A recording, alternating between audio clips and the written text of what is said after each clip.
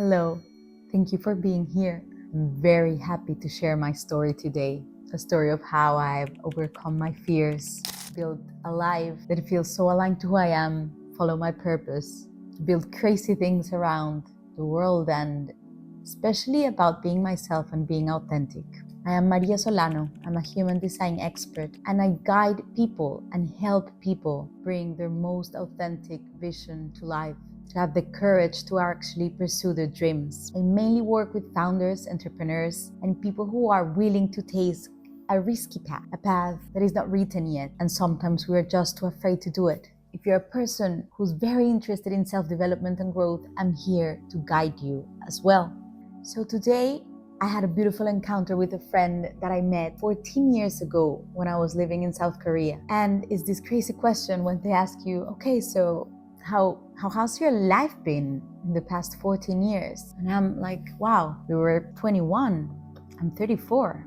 Actually, I'm 35 last week. And I was thinking how much I've changed in the past years and how much all of this and how fast everything happened since I discovered human design. 14 years ago, I was studying law. And I remember when I went to the first class of introduction to law, 7 in the morning, and they asked why we were there. And I remember I said, I'm studying law because I think law is a tool for social change. And I remember some of the people laughing and they were talking more about like commercial law and I was there like, yeah, most likely I'm in the wrong place. There was something deep in me that has always cared about changing things and systems. And I was like, okay, just let's do it. And of course, I was not happy during the career. It was like felt very out of place, but somehow I just decided to stay. And during this time, I did an exchange in South Korea where I met this friend. I decided to go as far as I could from my family, from everyone I knew, and I wanted a place where nobody would ever come to see me either. And when I got to South Korea, something very crazy happened. Something opened up in myself. I was like, this is truly who I am. I didn't look like anyone else. I could be absolutely myself. And I discovered a very wild side of who I am. I was just so honest, so real, so magnetic. I was so curious. I even gained 17 kilos in only 6 months of all of the things I was trying and doing. And I discovered, of course, all of those excesses that I could have the tendency to go as well. The beautiful thing was that I remember writing down something that I actually found in this diary. I bought this there, a drawing diary 14 years ago, and I didn't use it, not much. And it was this. Remember your north. And I guess that's what happened there. I remember who I was. I remember how authentic I could be. And I also realized how much I changed around the people that I was living with back in Colombia. How much society has changed me, how much I performed or be someone who actually I was not. Because that's how the environment works and society works, and how my aspirations were not actually real. And I was just there studying law, performing to be this person, wanting to get into the best law firm in Colombia or the world, whatever. And actually I was just there, so far from home, so curious about the people, so curious about spirituality as well. Before going to South Korea, I went to Chiang Mai in Thailand, and I was a teacher for a Buddhist school, and I was very moved by the Buddhist principles. And then I started realizing how much I had changed and how much it was not myself the one who was living the life back home. So many years passed and I'm here, and I realized that feeling that I developed or that I remembered in South Korea is what I'm living right now. And it's my authenticity. It's living exactly to be who I am. It's making aligned decisions. An aligned decision means being coherent and being honest with myself. It doesn't matter if the decision has the best outcome or not. Sometimes we don't really see them, or sometimes it goes against other people and it might cause trouble around, or people might not validate the things that I do. But I'm definitely doing everything I can to live an aligned, honest, and authentic life and to not betray myself. And during the years I studied law and after that, I realized I was being a very mediocre person. I was there, and there were some moments in which I was very passionate about my job. I used to work in prisons for a long time, and the moments I was there inside the prison, building the libraries, bringing authors and talking to the inmates and being able to create and to bring this, like, my soul into these projects. I was very connected, but then very easily I would disconnect and just really not care that much. I even won a scholarship to study in London School of Economics, Masters on Social Innovation and Entrepreneurship. And sometimes it was very, very hard for me to just be there. Like, very mentally, I was like, I need to study something that has economics and management and administration, because I don't know about this, and it is essential to have that side after studying law. And it was hard for me to put my effort. I was there, I was doing it, but my attention was not fully there, and I was too scared to admit that there was other side, way more philosophical, that was caring about like the deep questions of life, that was looking like everywhere, like, who am I? And how do I become this wild and passionate person that I know I am? Like, I was always questioning myself and asking, like, can I be this person who's actually not passionate, that lies a lot and is like, yeah, just lying to my bosses all the time, telling them that I was sick or that I couldn't do this because of that, and just many excuses. And I was like, I think this is not me. I'm just probably not in the right place. And luckily, I've been always a very curious person, and I have wild stories because I always kind of push the limits to see what else could there be. And this, of course, happened as well with drugs and with alcohol and with relationships, just really trying to explore deep sides of the questions of life. Like, is this it? Can this be just so one-dimensional? Like, we wake up, work, go out with the friends, have a boyfriend, and just earn more money. It was like, this is impossible. And this was this quest, this sadness in me, which every time more was bringing a lot of frustration, a lot of anger, a side of me which was gossipy, which was aggressive, which complained a lot, that was using also party way too much as a distraction for the boredom, and hiding feelings as well. After some time, I also, I had relationships as well, long relationships, 3 years, in which I started very in love, just like seeing the person and feeling like deeply for them. And then suddenly I was taking a shower and thinking, like, what am I doing here? This is not the person. I don't like this. I'm being a liar. Like, this is not actually who I am. These are not my dreams. And I was like going crazy thinking, if these are not my dreams and it's theirs, how am I going to sustain this for the rest of my life? It's always been 2 years and I'm already thinking on running away. And how can this be? Why am I like this? Why cannot not be a person who likes the job, whatever, and likes a boyfriend and is a beautiful, like, hot, rich, successful person who really loves me? And why can't I just stay here, like, quiet and accept this? But I can't. I guess it's just like this. It's something so passionate in my nature that now I understand what it is, that decided to not stay there in any of the things that I was supposed to stay. And in 2022, when I was I was program coordinator for an amazing program funded by the European Commission of 1,000 women entrepreneurs that we were bringing to Spain to scale their businesses. And it was 3 months that were online and a month that they would all come to Spain, and they would like co-live, and like they would have classes and mentorships, and we were like really doing a large scale like experiment within self-growth, but business growth and like interconnectedness and relationships. And I was there handling this with we were a small team, we were all like four, for something which was massive, 10 million euros. And these women were so passionate. Many of them were leaving their kids to come to Spain. They were like really risking for starting their business. And I was reading this, and while I was managing like the program, and I was just like welcoming them like in a stage in the Rio Hotel in Madrid, like, welcome all of you, 400 women just there, like, hey, like so happy to be following their dreams. And something in me was like, wow, I was growing and questioning, like, wow, maybe I'm one of them. And at the same moment, I was in really low frequencies. What I now understand are very low frequencies, because I actually didn't understand that was that. And it was like I was frustrated. I was crying a lot. I was fighting a lot with my ex-partner, and I was, always negative and complaining, and I was not getting along with some people from my work. And in some moments everything was perfect. Some other moments I was just so good at what I was doing, and I was on stage and like teaching and feeling, like driving all around Spain to meet all these women. But some moments were very dark, and I was like, what is happening?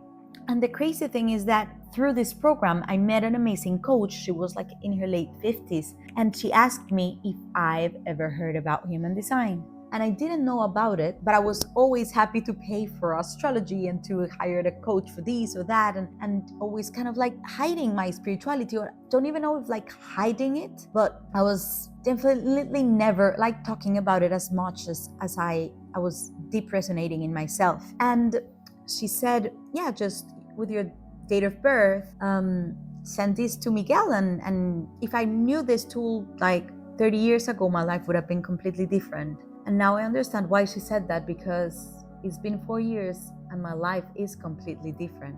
When I received my human design report, Miguel, the guy, said, print it and take the time to actually read it with no one by your side, because we absorb the energy from around. And I was started like, okay, this makes sense. So I was in Morocco at this time, traveling with my mother, and I printed the human design report and I started reading it. And when I read it, something very, very deep moved in me, because I was very shocked to be seen in this way. I was like, this is me, and this is a me that I know exists, but it's like not at all the person that I am right now. So the beautiful thing is that human design shows you your potential, how you look in your best version, in your highest frequencies, and also how you can look in your lowest frequencies. And when I started reading this, something so deep in me was like, fuck, I don't have to lie anymore. I don't have to try to be someone I'm not. This is who I am, and I can finally accept myself. And I have no words to say what it actually means to accept oneself. I know my shadows, I know my dark places, and I know they are there. And it's okay if they are there. The idea is to be there as little as possible. They will come back, but I don't have to live through this. And I see how I actually look when I am in my best vibrations. The first time that I read this, I knew the path and I committed to following that path. The first thing I read was I was a generator. And this meant having a lot of energy to build things, to be creative, to have a magnetic aura that people would come to me, and that I was not supposed to initiate, but to respond to life. And it's also very beautiful because, well, I'm very crazy with notebooks. I have many. And this one, it's a book that I have since, 2022, June. And so I started this 4 months after, before starting with human design. And somewhere here, I have like that the only thing that I actually was going to start doing was not initiating. I said this year I will commit to not initiating, and I'm gonna commit to making decisions according to my human design. My human design also said that I'm a sacral generator, and this means that I make decisions through the sounds that my body makes, like mm-mm. So if someone would ask, Maria, would you like a coffee? I'll be like, mm-mm. And like, and I was like, So if you're there, sit for a moment and try see if you answer with these sounds, like For me, this changed everything, because I realized my body was always knowing the path, but I was just letting the mind rule the game. And I was like, okay, what if this year I do two things? First, I don't initiate. And what does that mean actually? Like, what are all the things that I'm initiating? I was in so much fear all the time. So I was like starting projects and saying yes to people all the time and inviting people and giving advice, and just I was pushing. There was so much agitation and fear of my lack of purpose, that I was just all the time like pursuing things and pushing and forcing. And I was like, what if I relax and trust? And what if I start making decisions with the sounds? So if it's a I don't do it. If it's a I do it. And that's actually a very difficult one. I read some time ago that we're making around 30,000 decisions per day. something crazy, like should I go here or not? Should I wake up? What do I eat? Turn right, turn left, answer the phone, not answering. Just tiny decisions all the time, and these compound into bigger decisions. And what I realized there is that if you're here and then you start doing something that you don't want, and it's a tiny decision, and then another, just because people want you to go that way, and because you already promised someone that you were going to do it, or because you're used to do it, and then you go a little bit more and a little bit more, and then you're so far from home, and you're suddenly saying, like, why am I about to get married with this person if my heart really doesn't want this? Why am I committed to this job if every morning when I wake up I don't feel like it? And how do I go back? Like, fuck, now I have to destroy my life if I want to go back. Like, how? And then you have to like blow up your life. And that's what happened to me. In a moment I was engaged, I decided that my heart was not there. I had a job that I had to quit and start from scratch. The beautiful thing is that it's not actually from scratch. We think it is from scratch, but we've built so much experience that everything we've learned is gonna be there to hold us.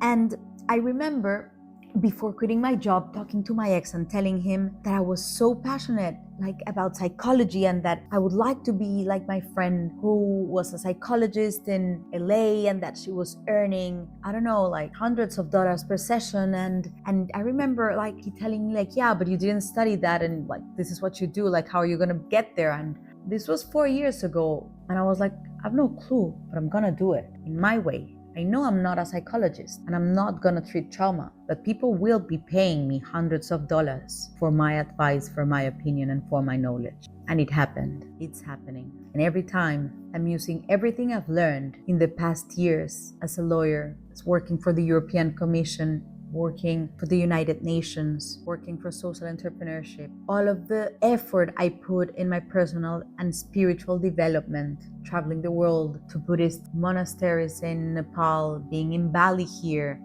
about to start an active conscious meditation teacher training, everything I've done through human design that completely transformed me. And now people are paying for these, and I'm changing lives in a way in which I knew I could do it, but I was for moments too scared to realize I was able to. And of course, these decisions carry weight, responsibility, commitment, consistency, structure, changes, discovering many versions of ourselves that are very scary. We have to fight many fears, no? The fear of failure has been one very difficult for me. Like, am I gonna fail? Am I gonna end up in poverty? Can I end up like in the streets just because I'm too risky and I haven't saved enough money, or I'm investing or this or that, and then coming back to my body and be like, no, you're safe.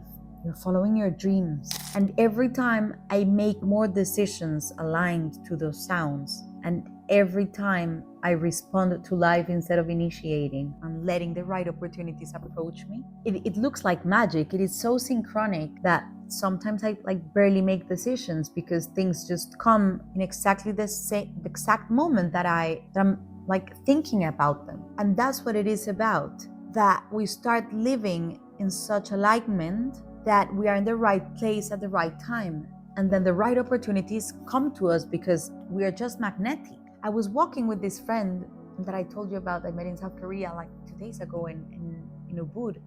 And he said it is so beautiful to see how you're being so magnetic that people want to interact with you while we walk. And I was like, wow, this is true. I've become very present in my being, and I try to everything that I do it consciously. I used to have a lot of agitation in myself, which would make me be very aggressive and say horrible things. And I've pushed many people away because of that. And now, since I've been able to trust life through following my body and not acting out of fear, of course people leave as well, because we're not here to be liked by everyone. And also I came to give who I am to certain kind of people that are the ones who will receive it, same as what I receive from other people. But certainly my frequencies have increased in crazy ways, in which now I feel deeply connected to my purpose. When 4 years ago I was crying almost every day, hiding myself in partying, fighting aggressively, only by following my decision making and putting all my being on opening my heart and truly following my life with a lot of courage. I invite you today to think and really feel from your heart if you are living a life that you are very proud of, if you are being courageous, if the people that are around you are making you feel inspired, if you're listening to people around because you find that interesting, if you are proud of the job you do. And something important is that it doesn't matter what it is. The life doesn't have to be like bohemian or hippie or like valid, whatever. This is what I chose because I'm experimenting a lifestyle. But life doesn't have to look unconventional. It can be conventional. It just have to be yours. And if you're feeling resistance, if you're feeling frustration, or if you're ready to actually take a leap to way bigger dreams, human design is such a powerful tool that will show you this map of who you are. And I'll be more than happy to guide you in this process.